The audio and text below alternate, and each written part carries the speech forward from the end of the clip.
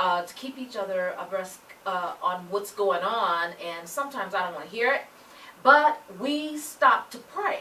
You know, because see, we can say whatever we want to say, but if we're not praying, if we're not talking to God, if we're not looking at venturing out to those polls, then your comment, your whatever it is you want to add to it is null and void.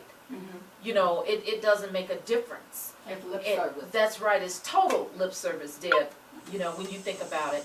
And one of the major topics that we talked about this week was, you know, in St. Louis, at home, they're having the debate.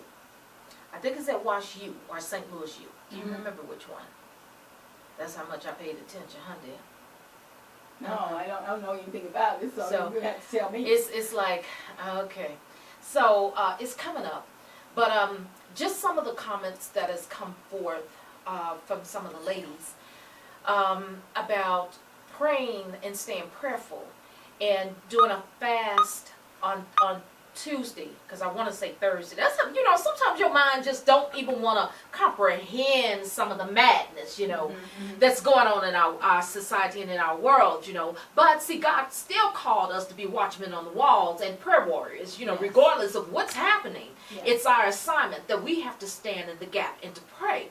And so what we have said we were going to do, instead of get together with all our little snacks and our little coffee and hanging out and watching the debate, I said we're going to go into fasting that Tuesday and into prayer while that debate is going. I said because, you know, the truth be told is that God is still in control, people.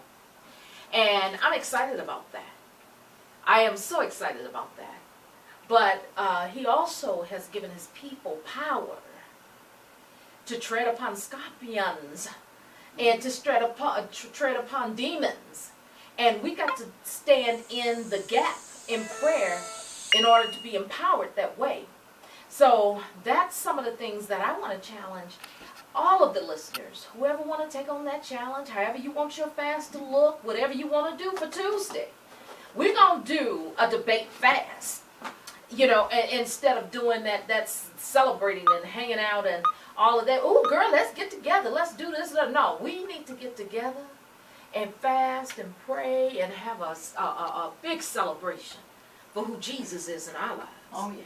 You know, so that is another tidbit that I wanted to put out there today on Coffee Talk, because as I'm saying, you know, when I'm looking back over the year and the things that God has really started pulling on my heartstrings about, it is about relationships, and that's a part of building a relationship with these group of ladies. Because if we could stay on that telephone and complain and murmur and complain, and I just don't get it, and it's this crazy, and this is the Antichrist, and but what are we gonna do?